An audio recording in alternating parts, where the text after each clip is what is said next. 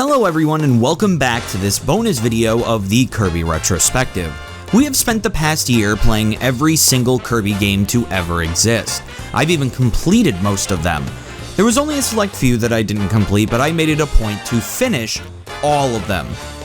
Well, except for the Kirby Clash games due to the nature of their gameplay. So I thought, what better time to rank every single Kirby game from worst to best than now?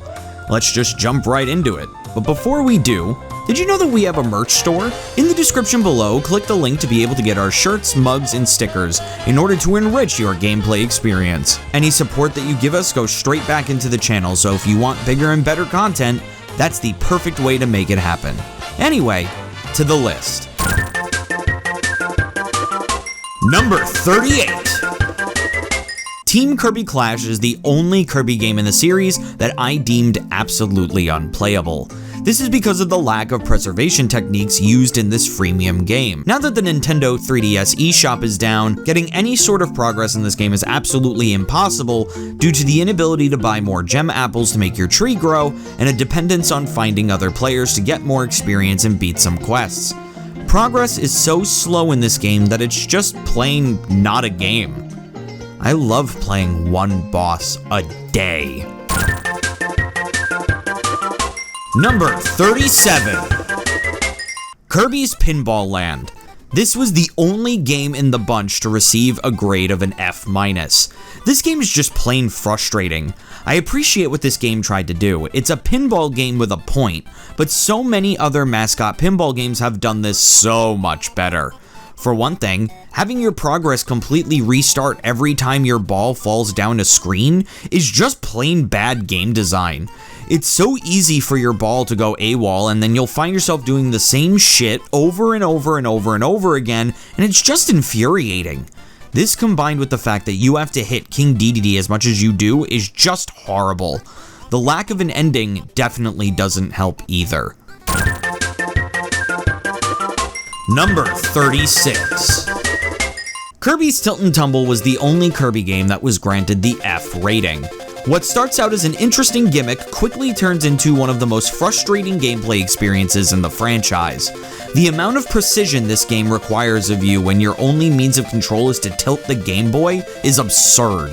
This would be fun for a sub-game, not an entire Kirby game. Number 35.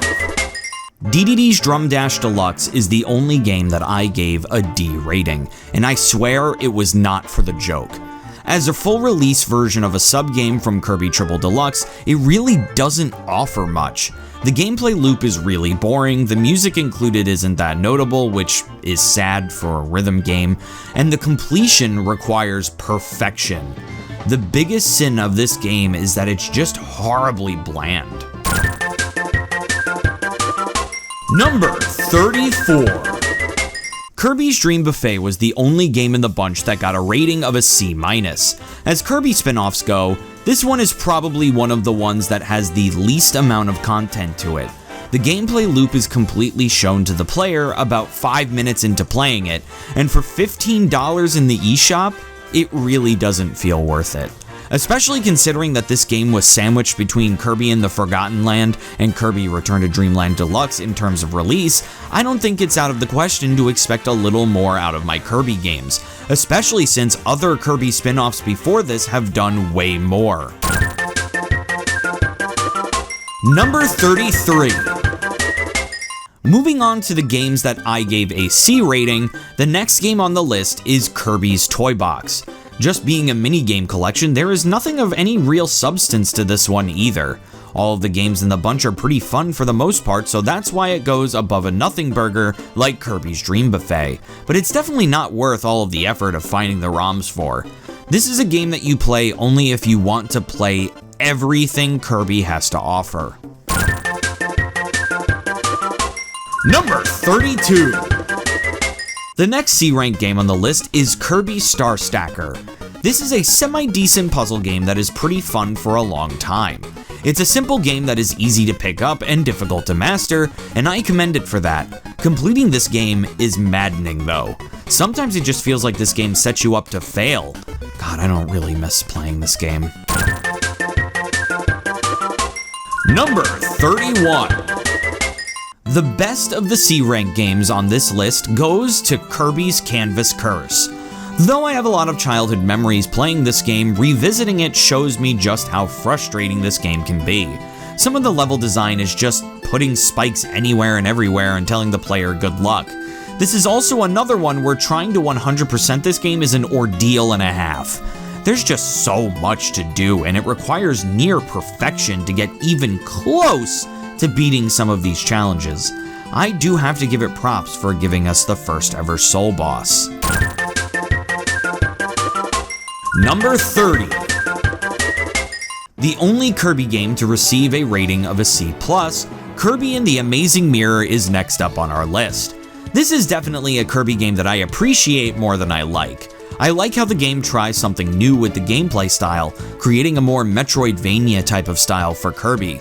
Unfortunately, it kinda falls flat in the execution.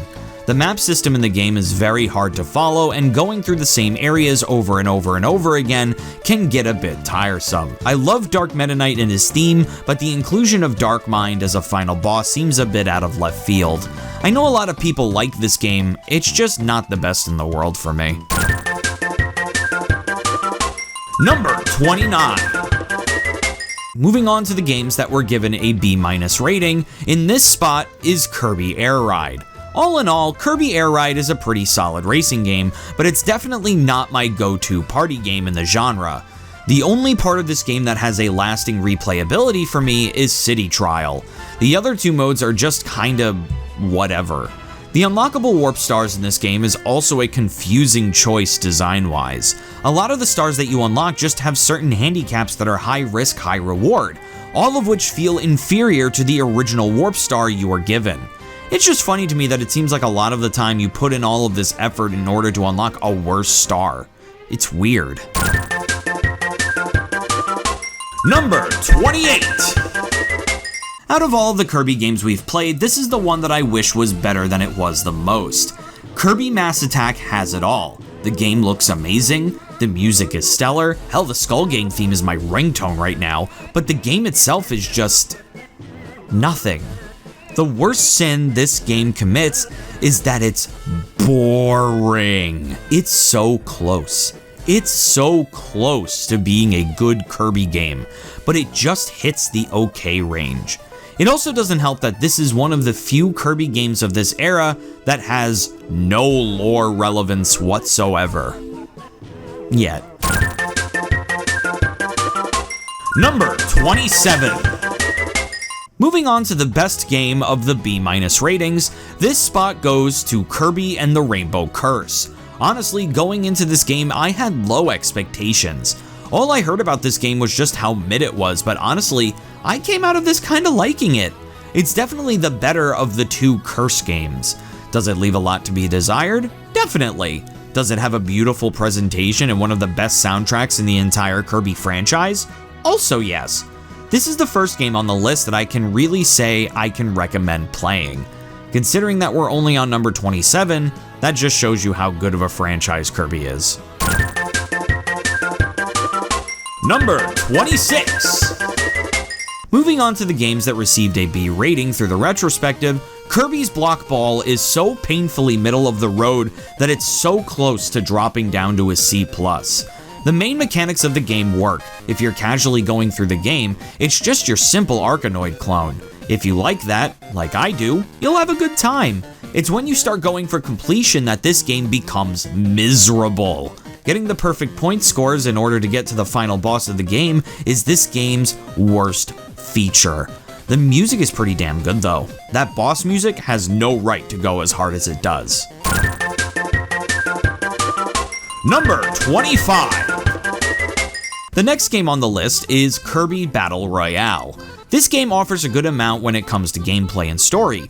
Going back to basics with King Dedede and Meta Knight igniting their rivalry with Kirby is a nice breath of fresh air after getting so much cosmic horror. The only issue with this game is that it's a once and done type of game. Once you beat the story mode, I have no want or desire to play this game again. It was fun while it lasted though. Number 24. Going to the best B-rated Kirby game in the bunch, Kirby's Blowout Blast. Out of all of the sub-games turned eShop exclusive releases, Kirby's Blowout Blast is definitely one of my favorites. This one felt the most like a full game to me. I just wish the music was a bit better and that the gameplay was a little less repetitive. This is an excellent precursor to the gameplay of Forgotten Land. Number 23. Alright, getting to the B+ Kirby games that we've gone over, this spot goes to Kirby's Extra Epic Yarn. Spoiler alert for later on in the list, Kirby's Epic Yarn is one of my favorite Kirby games and one of my favorite Kirby spin-off games. Not only did Kirby's Extra Epic Yarn take everything that the original game did and make it worse, but it added the hell that was Devilish mode. That being said though, the part that's Kirby's Epic Yarn is still there and still plays solid. It's all the extra parts that bog down the experience for me. Number 22. Kirby Superstar Stacker does everything the original Star Stacker game does and made it better. The presentation is more vibrant, the music is great, and they added a story mode. I also feel like they tweaked the AI of the game to make it slightly better for the player. More often than not, when I failed in this version of the game, I felt like it was my fault for screwing up my drops, rather than the game making it impossible for me to win. This version of the game is just an overall experience. Put Grill in more games. Number 21. Kirby Fighters Deluxe is a solid eShop exclusive that my only complaint about it is that it isn't longer. Playing through the campaign as each copy ability is pretty fun, and the King DDD boss fight at the end are super fun to beat. As the first ever eShop release of a sub-game, it sets a good precedent. Simple, yet effective. Number 20. I mean, I just really like Puyo Puyo. It's just as simple as that. I like Kirby's Avalanche, and I like Dr. Robotnik's Mean Bean Machine. I can understand if other people would put this game lower though. It's a pretty solid entry in the franchise for me. Number 19. Just like Kirby and the Amazing Mirror, this is a game that I think I appreciate more than I like. Kirby's Dream Land 2 deserves major props for essentially setting up the structure and story scope of every Kirby game that would come out after it. It sets up the animal friends, dark matter, collectibles within stages that unlock the true ending of the game, and if you want to be technical, the arena with the game's boss rush mode. Kirby's Dream Land 2 was truly a trailblazer for the rest of the franchise. It's definitely the first of those games to do it though, as a lot of those things I just listed are a bit unpolished. Number 18. Of all the Return to Dreamland quadrilogy of games, this is the one that feels the most like a watered-down Kirby game. Now, I'm not saying it's bad by any means. Kirby Star Allies is a great game. It just takes out a lot of the meat and potatoes for what you'd expect of a Kirby game. Collectibles within stages are taken out, subpar sub-games, levels that kinda blend together, and a soundtrack that is not memorable at all. On the other hand though, this is the Kirby game with the heaviest lore and one of the best final bosses in the franchise.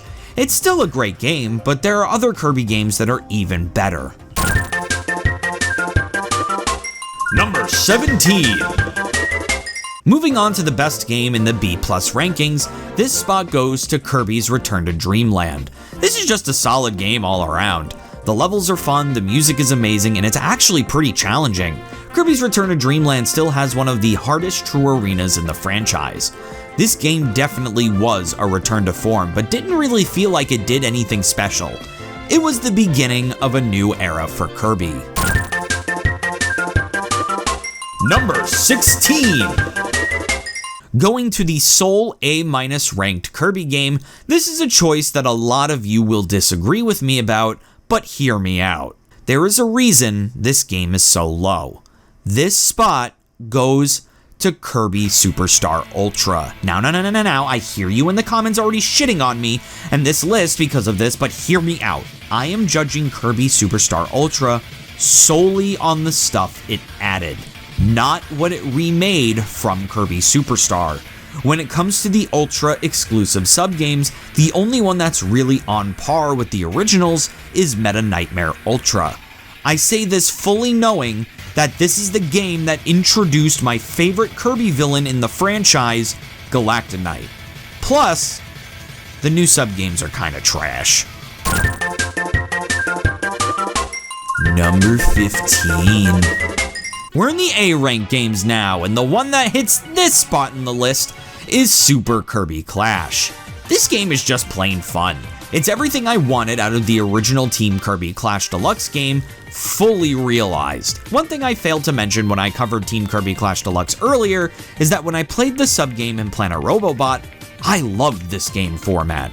That's why it hurt so bad to see it tainted in the 3DS eShop exclusive. This version, however, is immortal, and I can't wait to play it all. I'm still working my way through it, and I will beat it, I promise. A Kirby action RPG is just a good idea. I hope there's more. Number 14. Kirby's Dream Course is a really fun multiplayer experience, which is especially telling considering it's just a golf game. The only reason that this game is not higher on this list is because there's just so much of it. 192 levels of golf is a bit much. For what it is though, it definitely is one of the best competitive multiplayer games you could play with someone. Number 13. The shonen anime of Kirby. Kirby Fighters 2 is one of my favorite Kirby stories in the franchise. King Dedede and Meta Knight creating a bond based off of their shared rivalry with Kirby is honestly some of the best character development we've seen in this franchise. I cannot get enough of the scene where King Dedede pulls out a Maxim tomato, eats half of it, and then throws it to Meta Knight, and then he eats the rest. It's just so cool. Even the gameplay is really fun, being able to unlock other abilities and characters. This game single-handedly made me want more Kirby Fighters games. Fuck Shadow Kirby though, he sucks. Number 12. Kirby Squeak Squad is the definition of a standard great Kirby game. I know I dunk on it a lot for being the Kirby game with the lamest final boss in the franchise. I'll never let Dark Nebula go. As for the game itself, it's just solid all around. Kirby Squeak Squad unfortunately doesn't do a lot to set itself apart from other Kirby games of the time, since it just does the Kirby formula and that's it. It's solid, it's quick, and I wish it was longer. Number 11. Right below the top 10, Kirby's Dream Land. The first game in the franchise takes its place. It's quick, easy, simple, and just plain fun. I can go back to playing this game over and over and over again and never get tired of it. Kirby's Dream Land truly is the perfect start for this franchise. Number 10. Alright, we're finally here. What you've probably been waiting the entire video to hear. My top 10 Kirby games in the franchise. Kirby's Return to Dreamland Deluxe improved upon the original exponentially. The main game was made better with the better control and better aesthetic, but this game's claim to fame is the Magolor epilogue. I want more Kirby games to play like this. An upgradable Kirby sounds amazing, and the Magolor epilogue was just plain fun. Story-wise, I appreciate how the Magolor epilogue really expands the universe of Kirby, explaining some oddities in the alternate dimensions of the universe. Merry Magoland was also pretty fun, being a beautiful celebration of almost every sub-game in the franchise.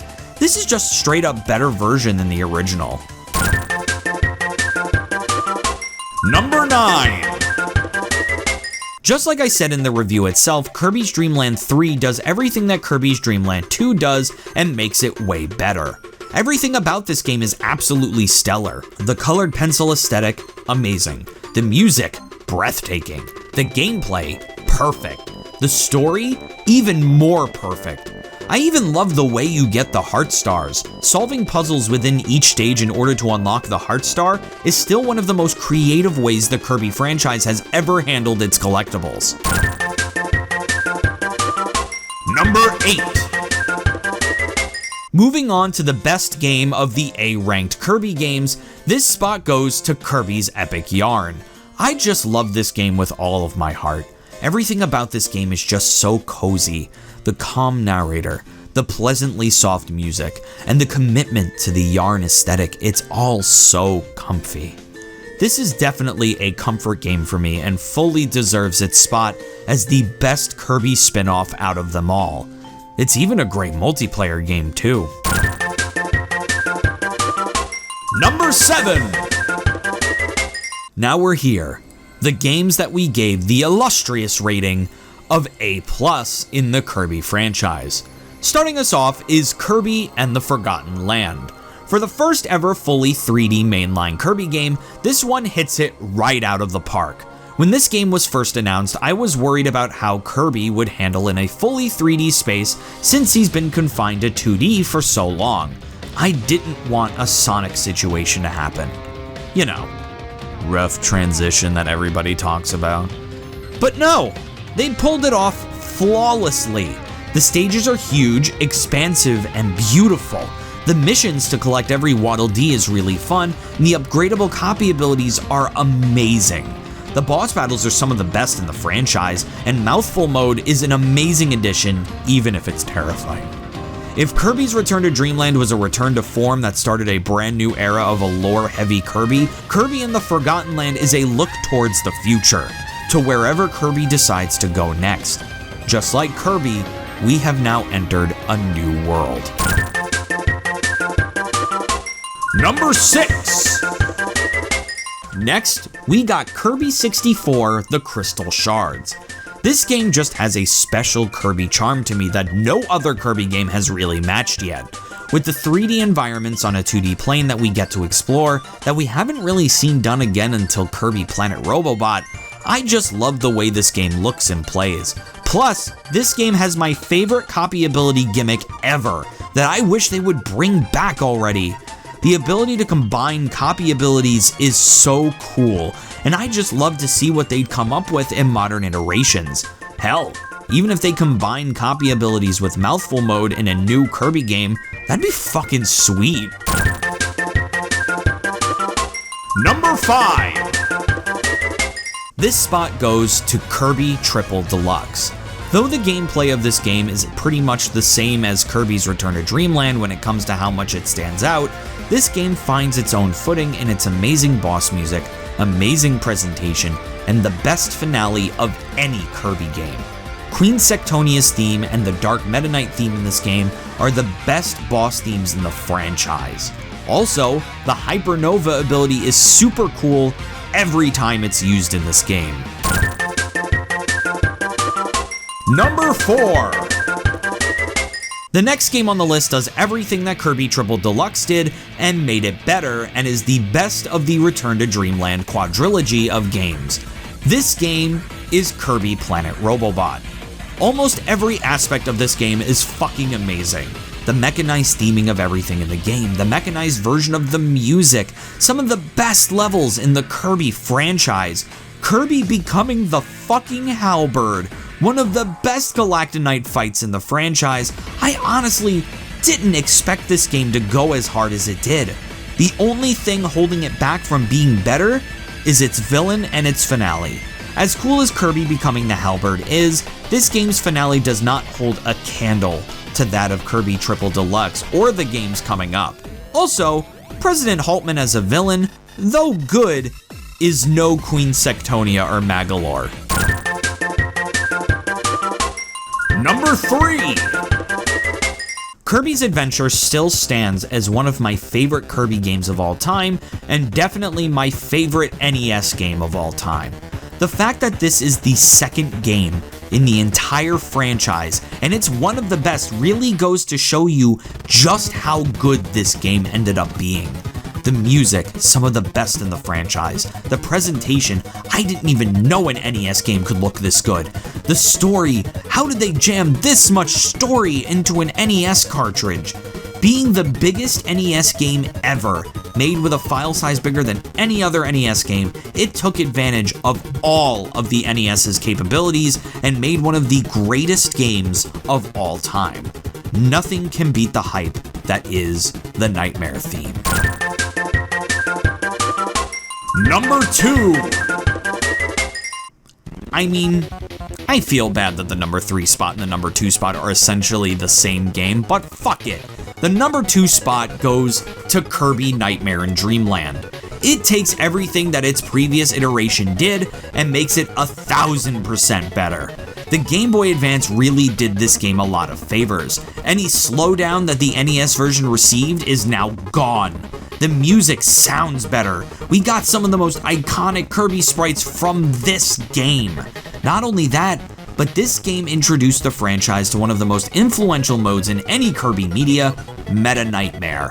Playing the entire game again as another character has become a staple of the franchise at this point. Meta Nightmare Ultra, Meta Nightmare Returns, DDD Tour, Guest Star Star Allies Go. It all started with this one mode. Plus, this game has a very soft spot in my heart for being the game that got me into the Kirby franchise in the first place. And the #1 Kirby game of all time is... Well, I know this is probably going to be the most predictable pick for the #1 spot in this list, but the best Kirby game of all time so far is Kirby Superstar. I mean, how can it not be? There is not a single thing wrong with this game. Even the game's worst mode, the Great Cave Offensive, is still an amazing time to play through. There is no feeling I feel other than sheer happiness when I play this game.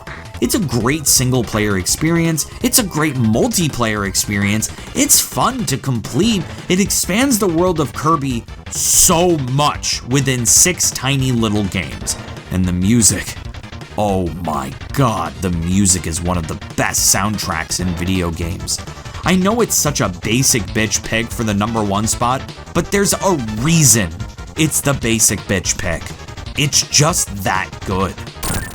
Thank you everybody so much for watching this video and sticking with us through the retrospective. If you like what you saw, please drop a like, comment, and subscribe if you want to see more videos like this one, and hit that bell so you don't miss a single thing.